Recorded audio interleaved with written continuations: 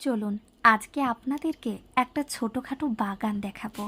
কিছু ফুলের গাছ আমি এখানে লাগিয়েছি, আর সেই গাছগুলিতেই এখন জল দিচ্ছি। চলুন তবে আপনাদেরকেও নিয়ে যায় আমার এই ছোট্ট বাগানটিতে। এখানে দেখছেন টবের মধ্যে আমি অপরাজিতা গাছ লাগিয়েছিলাম।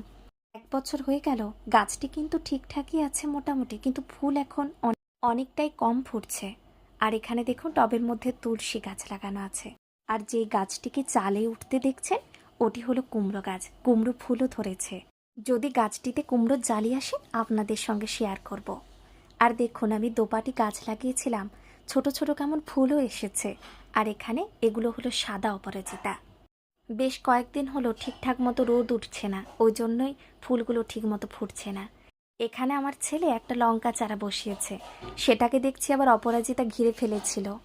ওটাকে ভাবছি তুলে অন্য জায়গায় বসিয়ে দেব।